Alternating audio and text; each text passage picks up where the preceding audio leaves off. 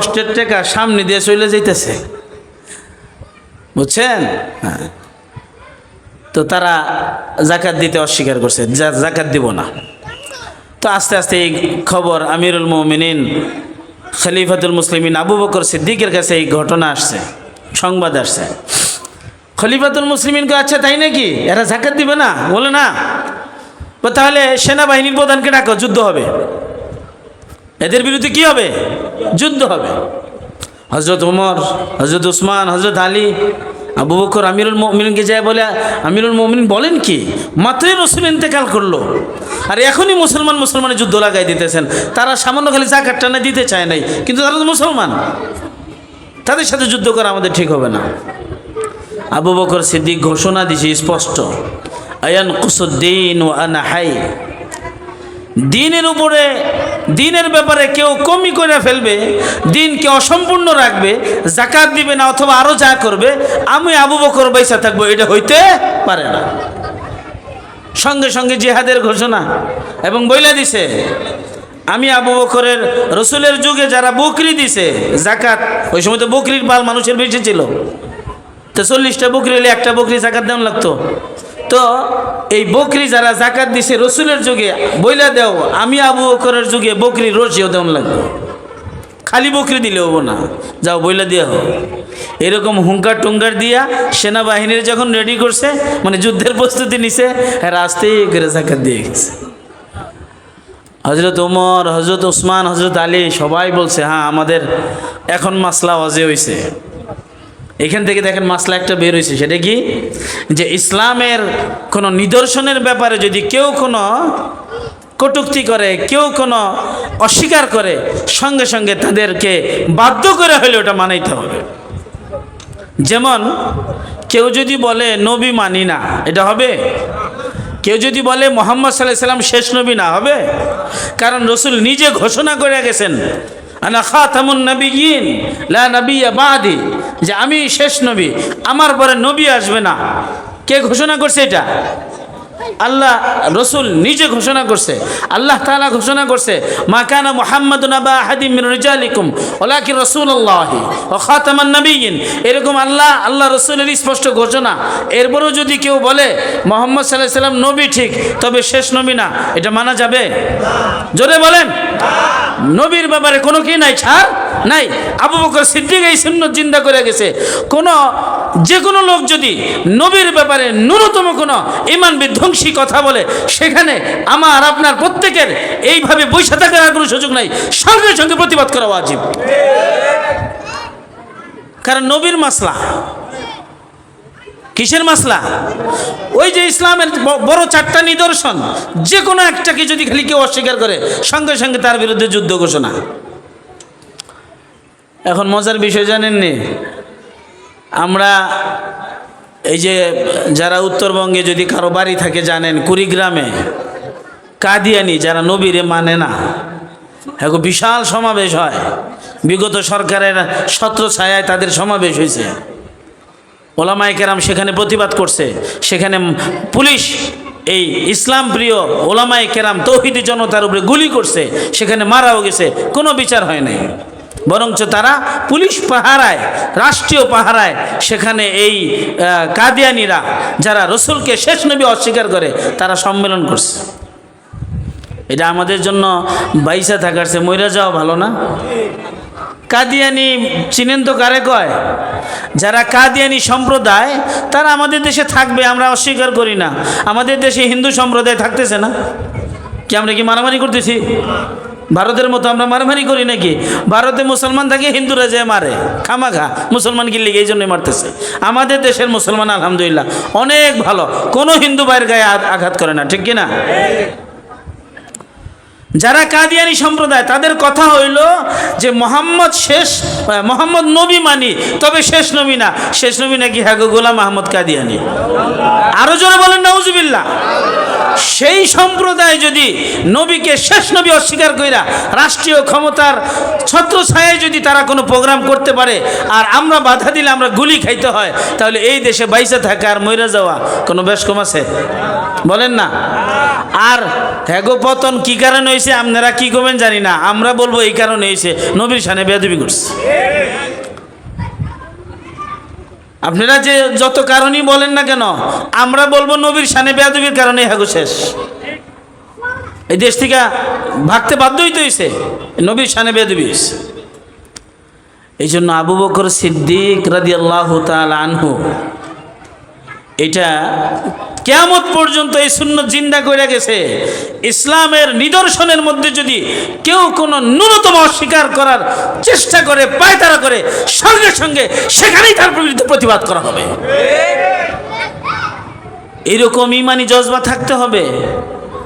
এরকম খতমে নবুয়তের বিষয়ে, কাদিয়ানীদের বিষয়ে যখন উলামায়ে কেরাম পল্টন ময়দানে রাজপথে আন্দোলন করে, সংগ্রাম করে, মজার বিষয় হলো আমগরে সেখানে বিভিন্ন দলের মানুষ, বিভিন্ন মানুষেরা কি কয় জানেননি, হুজুর গো খায়া কাম নাই, 2 দিন পর পরই মিছিল করে।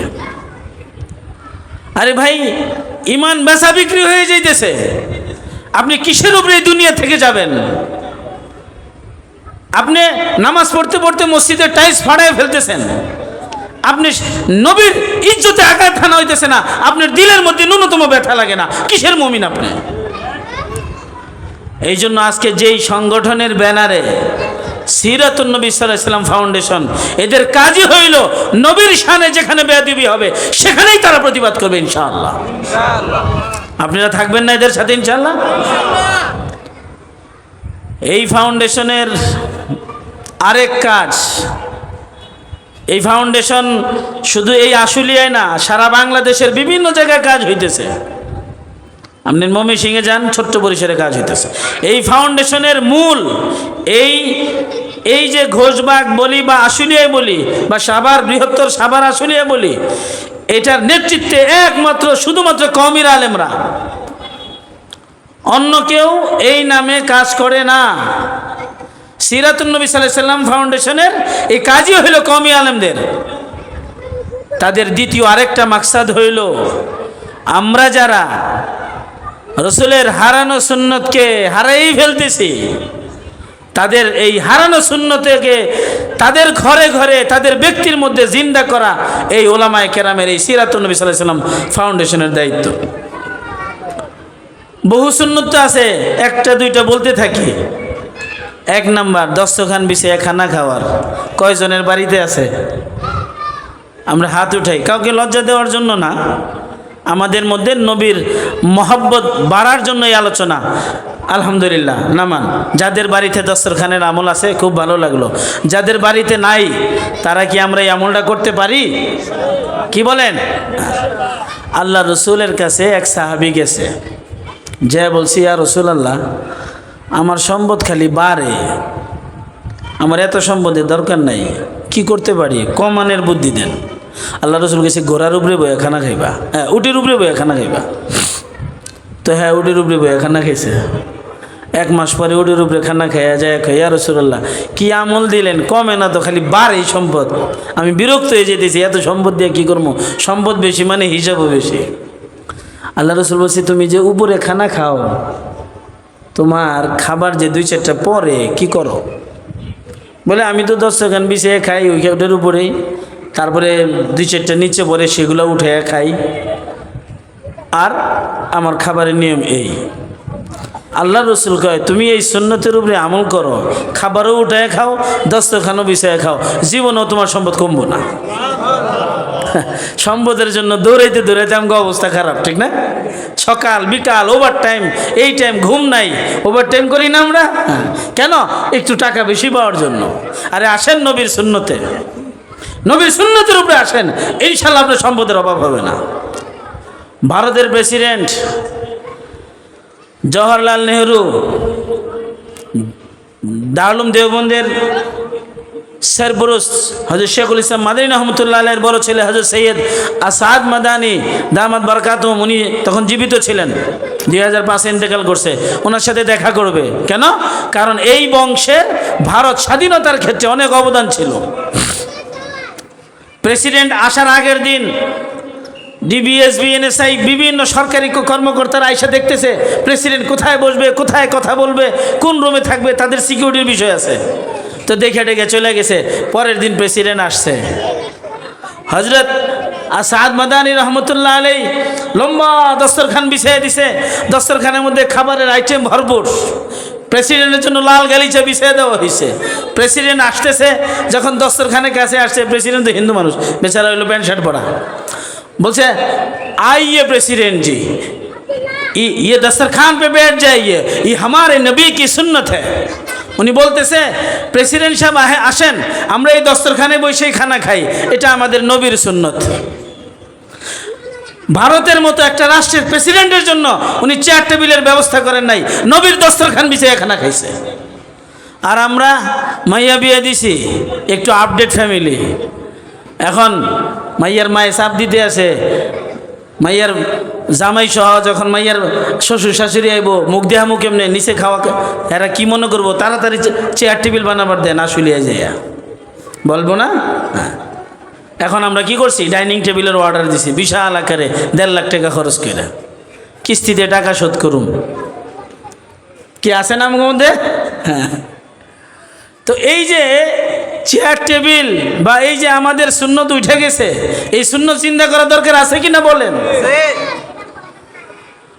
আল্লাহ রসুলের আরেকটা সুন্নত মেসওয়াক করা। কি করা? জোরে বলেন। মেসওয়াক পকেটে আছে? নাই। আল্লাহ রসুল সাল্লাল্লাহু আলাইহি সাল্লাম যখন ইন্তেকাল করে, আম্মা জান আয়েশা সিদ্দিকা রাদিয়াল্লাহু তাআলা আনহার রানের উপরে শোয়া, শেষ মুহূর্ত জীবনের। আম্মা জান আয়েশা সিদ্দিকা রাদিয়াল্লাহু তাআলা আনহার ভাই আব্দুর রহমান বিন আবু বকর ঘরে ঢুকতেছে, ওনার হাতে মেসওয়াক ছিল। আল্লাহ রসুল ইশারা করছে, আম্মা জান তার ভাইকে ডাইকে বলছে এদিকে আসো, বুঝছে যে রসুল মেসওয়াক চাইতেছেন, বলে মেসওয়াকটা দাও। তো মেসওয়াকটা ভাইয়ের থেকে নিয়ে রসুলের হাতে দিছে। রসুল আবার আম্মা জানকে ইশারা করে বলছে মানে ওনার কাছে নিতে। তো উনি মেসওয়াককে ভালো করে চাবাইছে, চাবাইয়া নরম করে রসুলের হাতে দিছে। রসুল মেসওয়াক করতে করতে মেসওয়াক শেষ আর ইন্তেকাল করে ফেলছে। রসুল সাল্লাল্লাহু আলাইহি সাল্লামের জীবনের শেষ আমল ছিল মেসওয়াক করা। এত বড় গুরুত্বপূর্ণ সুন্নত এই মেসওয়াক, বুঝেন? এই মেসওয়াক যিনি নিয়মিত করবে, মেসওয়াকের তো অনেক ফায়দা, 70-700 ফায়দাও কইছে, তবে সর্বনিম্ন ফায়দা মৃত্যুর সময় কালিমা নসিব হবে। মৃত্যুর সময় কি নসিব হবে?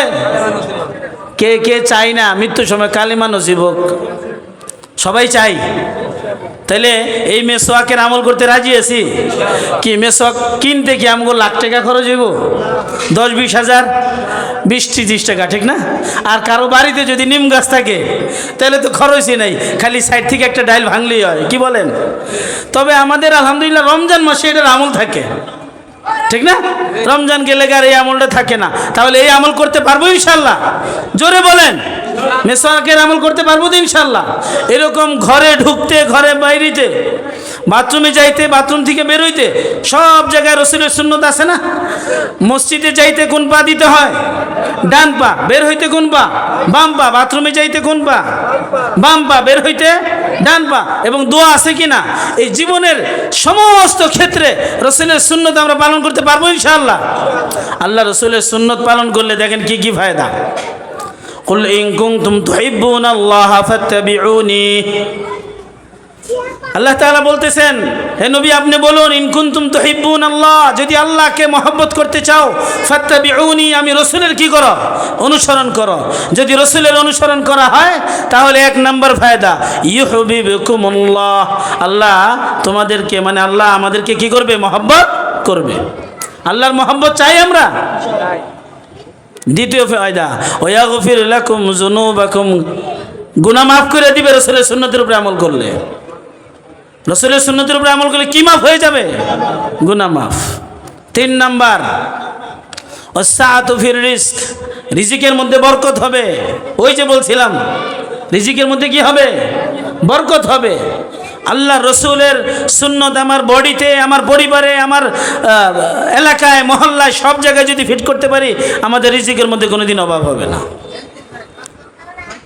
এরপরে আল্লাহ রসুলের এই সুন্নতের উপরে আমল করলে যারা দেশের ভালো লোক থাকবে, যারা দেশের হক্কানি আলেম থাকবে, তাদের দিলের মধ্যে আমার মহব্বত থাকবে এই সুন্নতের উপরে আমল করার কারণে। হাফিজি হুজুরের নাম শুনছেন? হ্যাঁ, হাফিজ হুজুরের নাম শুনছেন না? যারা মুরব্বী তারা ভালো করে দেখছেন হয়তো, আর আমরা শুনছি। হাফিজি হুজুর রহমতুল্লাহ আলাইহি কিন্তু মারা যাওয়ার মুহূর্তেও জিহ্বা লড়ে, ঠোঁট লড়ে। ডাক্তাররা যখন ধরছে না কলবের মধ্যে, দেখে একেবারে শেষ মুহূর্ত, কিন্তু দেখে যে হাফিজি হুজুর দিলের মধ্যে ইল্লাল্লাহ ইল্লাল্লাহ ইল্লাল্লাহ হইতেছে। সুবহানাল্লাহ বলবেন না? এই হাফিজি হুজুরের এক মুরিদা ছিল, বুয়েটের প্রফেসর। কেউ নাম জানেন? প্রফেসর হামিদুর রহমান সাহেব। কি নাম? বুয়েটের প্রফেসর, অথচ হাফিজ হুজুরের জন্য একেবারে সব কিছু ফেদা করছে। হাফিজ হুজুরের জন্য সব কিছু কী করছে? ফেদা করছে। এই জন্য আমরা আল্লাহ রসুলের এই সুন্নতের উপরে আমল করতে পারবো তো ইনশাআল্লাহ। হুজুর চলে আসছে, আমাদের মুরব্বী চলে আসছে, আমি আর কথা বাড়াবো না। আল্লাহ তাআলা আমাদেরকে আল্লাহ রসুলের সুন্নতের উপরে পরিপূর্ণভাবে আমল করার তৌফিক দান করুক। ওয়া আখিরু দাওয়ানা আলহামদুলিল্লাহি রাব্বিল আলামিন।